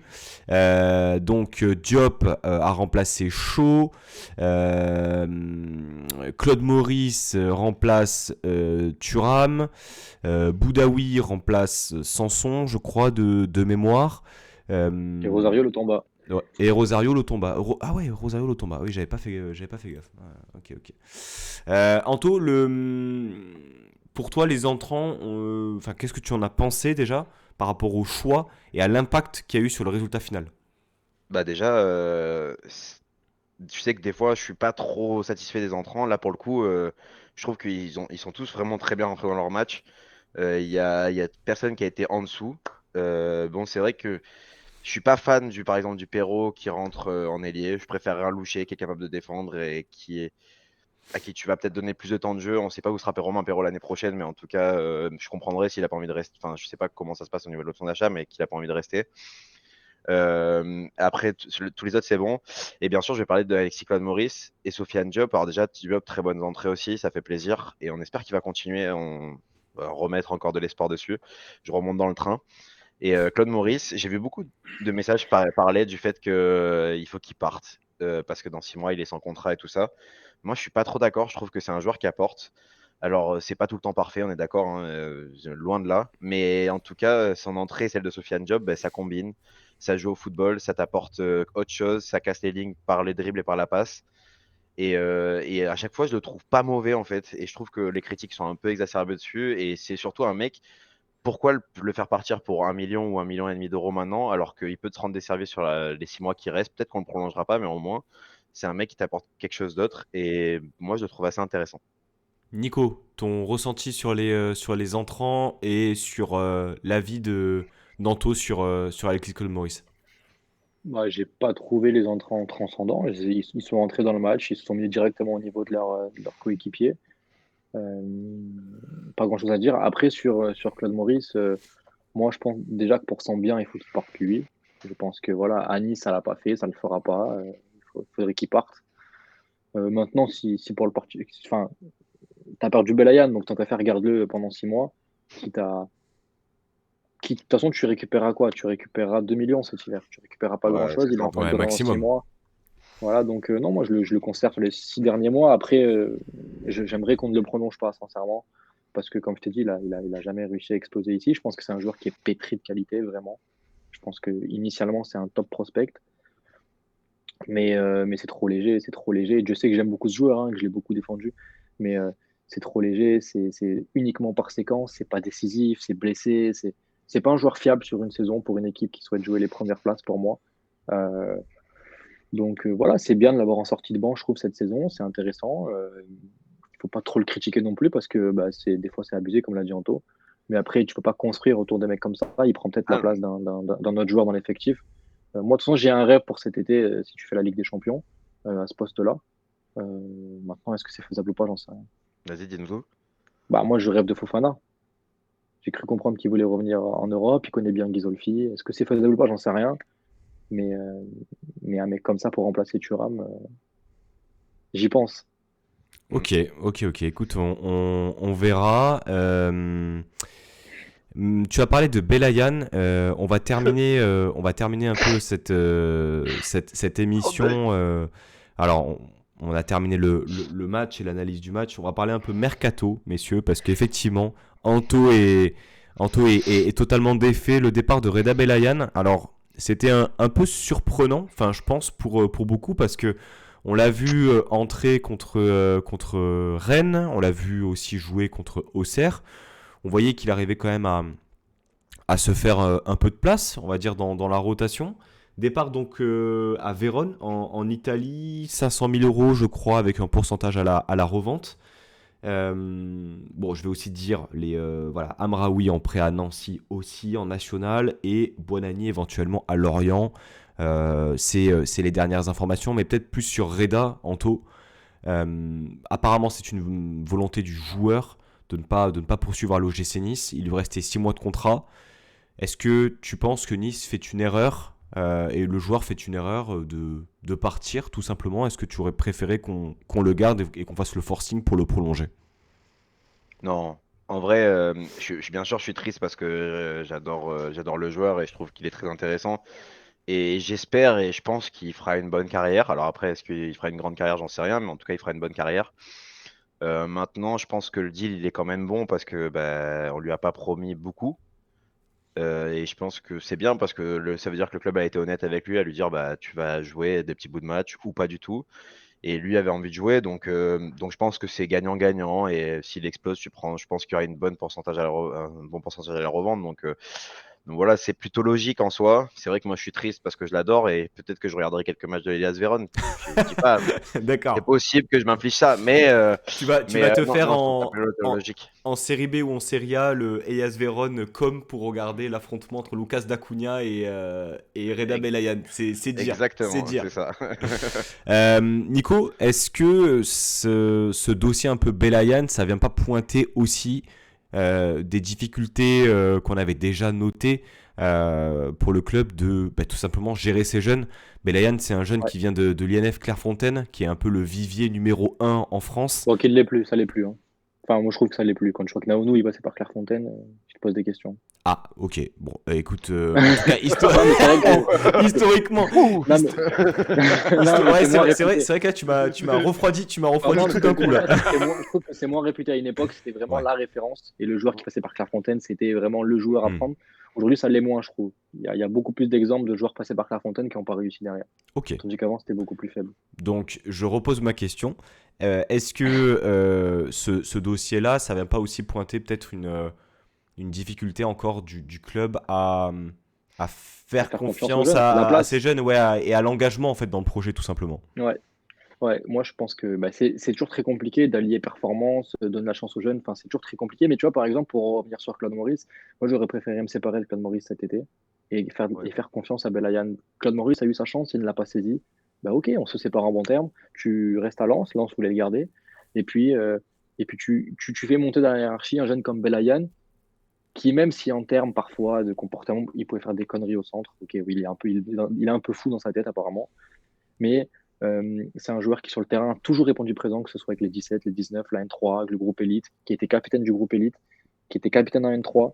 qui a toujours été performant quand on a fait appel à lui en prépa avec les pros et sur les quelques entrées avec Digard. Donc, moi, j'en veux un petit peu au club là-dessus, c'était d'avoir conservé des joueurs comme Claude Maurice qui étaient déjà en situation d'échec et de ne pas avoir fait de la place à un jeune comme Belayan, qui, je pense, méritait. Après, on ne connaît pas tout de l'intérieur, peut-être que je me trompe et qu'il ne méritait pas. Mais sur ce qu'on a vu, en tout cas, il y a une petite déception. Maintenant, son choix, il est plus que compréhensible. Et je trouve qu'il est courageux aussi de sa part de se dire, OK, bah non, je m'en vais, je vais chez le 18e de Serie A, juste pour avoir du temps de jeu, parce qu'ici, chez moi, j'en aurais pas suffisamment. J'ai envie de prendre ma carrière en main. Je trouve que c'est courageux de sa part. Je lui souhaite vraiment beaucoup de réussite parce que il a vraiment un profil hyper intéressant parce que j'avais déjà évoqué ses qualités, parce que moi je le suis depuis longtemps avec le centre de formation. C'est un joueur qui est très très fort techniquement, qui est formé en tant que numéro 10. Et généralement, je sais, quand tu as des joueurs qui sont un peu créatifs comme ça, ils n'ont pas ce côté chien à aller se battre sur chaque ballon. Et lui, il l'a. Je me rappelle d'un match avec la N3 à Cannes. Benangdou d'ailleurs, il a pris rouge. Il avait pris rouge et c'était Belayan qui avait sonné la révolte et qui prenait le ballon, qui driblait, qui, quand il le reperdait, il recourait pour aller se battre avec. Donc, son choix est compréhensible. On lui souhaite beaucoup de réussite parce qu'il le mérite, je pense. Aussi, aujourd'hui, a vu l'officialisation de l'arrivée de Maxime Dupé. En lieu et place de Salvatore Sirigu parti en Turquie. Maxime Dupé, c'est clairement un deal, on va dire, d'une opportunité de mercato. Si vous voulez en savoir plus sur le joueur, il y a une vidéo qui est sortie samedi matin sur la chaîne YouTube. Je vous invite à aller la voir. Sans promo. Petite promo, non mais on en profite. On en profite. Bien placé en plus. La question est la suivante. Maxime Dupé, donc, pour contextualiser un peu, en échec à Anderlecht, numéro 2 d'un certain Casper S. Voilà, j'en dirai pas plus. Mais c'est surtout, en fait, là je salue Gilles, avec qui j'ai eu cette discussion-là, te dire, tu le signes 2 ans, et finalement, ça questionne aussi sur Boulka pour l'été prochain. Est-ce qu'il n'y a pas un monde où, même si tu fais la LDC au mieux, Boulka qui part offre non refusable. Ce monde n'existe pas? Pour moi, non. Pour moi, il n'existe pas. Je pense que. Déjà, je comprends pas ce que Dupé vient faire à Nice, sincèrement, en tant que numéro 2, parce que c'est un gardien qui a le niveau C'est pour pour être ça, numéro parce que il a été numéro 1 à Toulouse pendant 3 ans. Il a été très bon. Vice-capitaine la dernière année en Ligue 1. Il part en Anderlecht. Il revient numéro 2 du top 3 meilleurs gardiens de France et sûrement pas 3e. C'est pour ça, je me dis. Mais je pense que surtout, Ghisolfi a été très très bon dans le discours. Alors après, est-ce qu'on peut s'attendre à le voir en Coupe de France, par exemple? Bah, c'est la question que je me pose parce que je sais aussi, je sais pas si quelqu'un en avait parlé, mais c'était prévu que Boulka joue tous les matchs parce que justement ils estiment qu'on a perdu du temps avec lui et qu'il faut qu'il rattrape un nombre de matchs considérable, donc il faut qu'il joue tous les matchs. Est-ce que ça rabat un peu les cartes au niveau de la Coupe de France? Je pense, parce que si tu fais venir Maxime Dupé pour qu'il ne joue aucun match, bah, c'est très très fort de la part de Ghisolfi. William Berset. Voilà, mais c'est un mec qui ne te posera pas de problème dans le vestiaire, je pense, Dupé. Je pense que c'est pas du tout le mec qui viendra pourrir l'ambiance ou polluer tout le monde parce qu'il joue pas. Donc, gros coup de chapeau, je pense, aux dirigeants parce que tu pouvais pas faire mieux, je pense. Tu perds Sirigu qui priait sur le banc pour pas rentrer quand Boulka s'est fait mal parce il sait qu'il peut plus. Et tu récupères un mec qui était un super gardien en Ligue 1, qui a un super état d'esprit, sans garantie de temps de jeu. Bah, écoute, respect. Anto? Ouais, carrément. En fait, ce mercato est une masterclass. En vrai, on peut débattre sur les départs de Belayan, etc. Mais globalement, dans le sens des arrivées, c'est vraiment très bon. Tu récupères Rosier, tu récupères un peu des coups. Tu vas récupérer Chaud. Alors, on peut dire que c'est un peu cher, mais au final, c'est un prix d'un jeune que tu attends de voir très haut à 19 ans. Donc, à qui restait 3 ans et demi de contrat. Voilà, ça, tu le prépares pour l'année prochaine et tu vois, tu l'as un peu en avance et tout. Non, franchement, c'est très bon. Et Maxime Dupé, tu te récupères un gardien qui avait sa place en Ligue 1 l'année dernière, qui a gagné une coupe, ce qu'on ne sait pas faire. Donc, il va aussi ramener ça.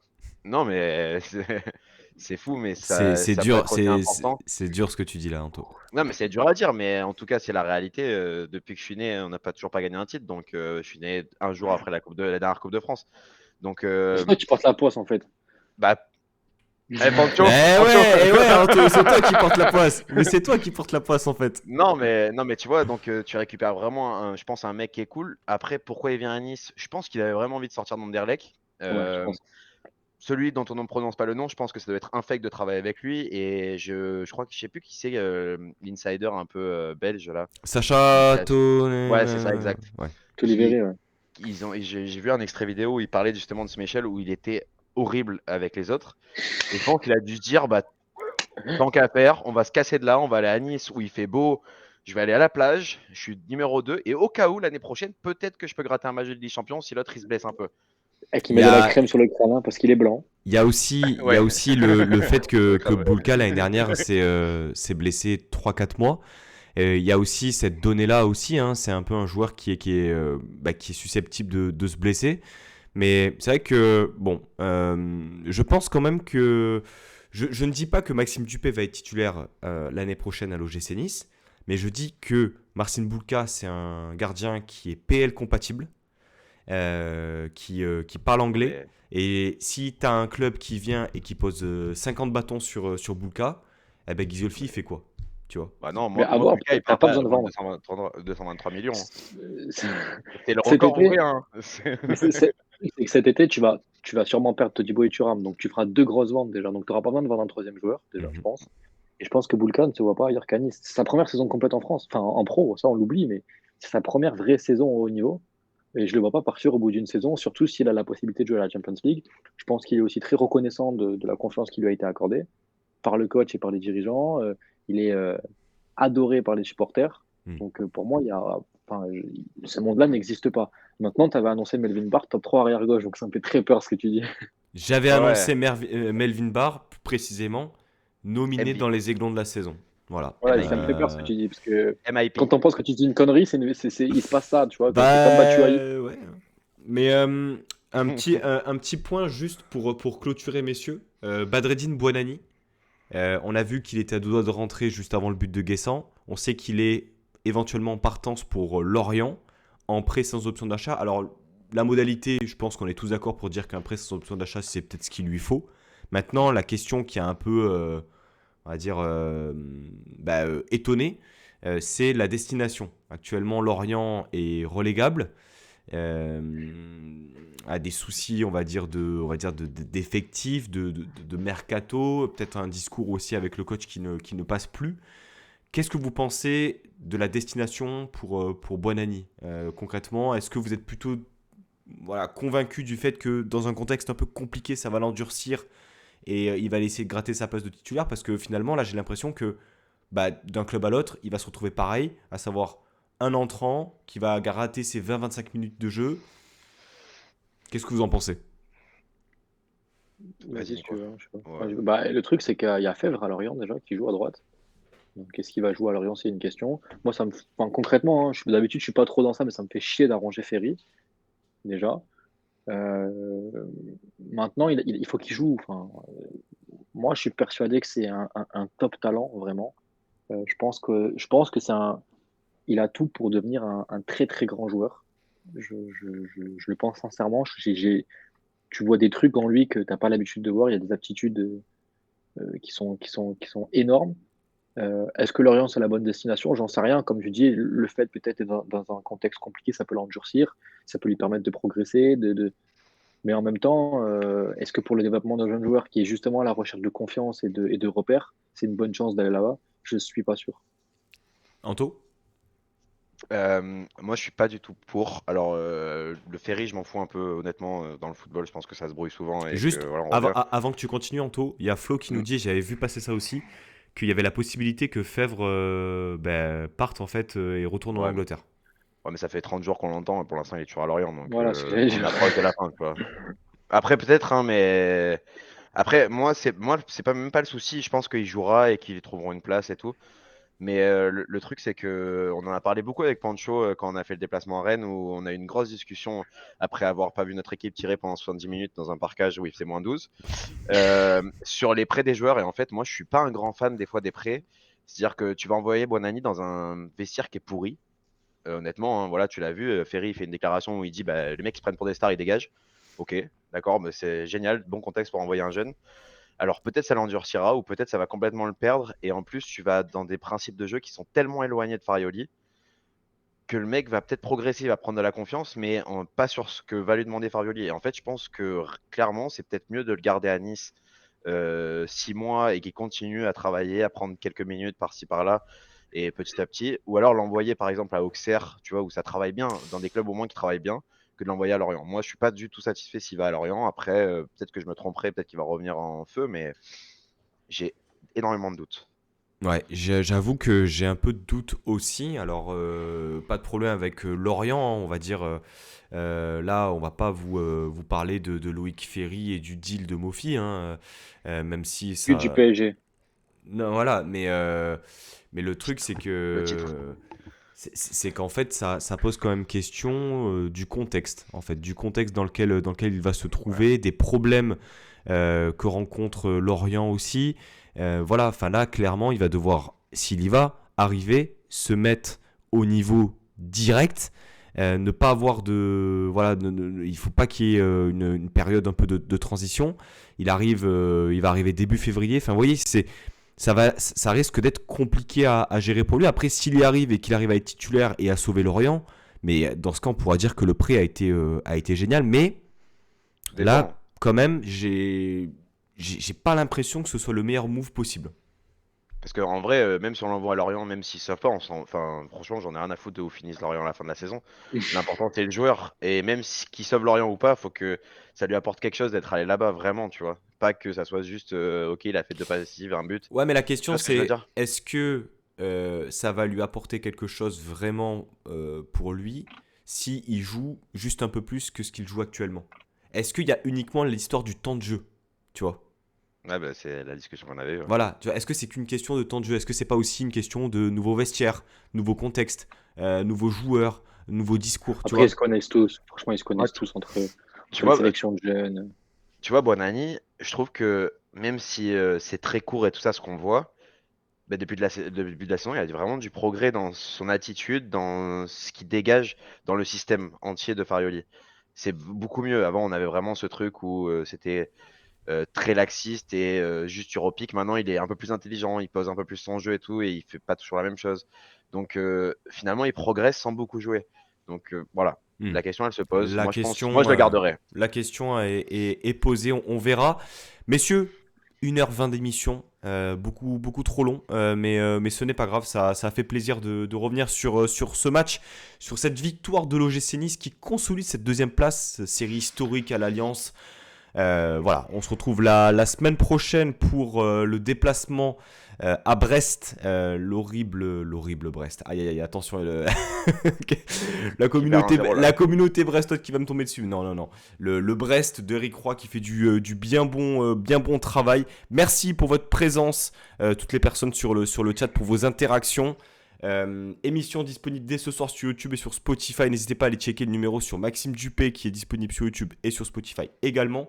Anto, Nico, merci pour votre venue les gars. C'est Merci à toi. beaucoup. Et puis merci également à Socket pour sa venue dans la première partie de l'émission. Très très bonne soirée, bon début de semaine et puis à la semaine prochaine. Ciao et Sanissa. Champions.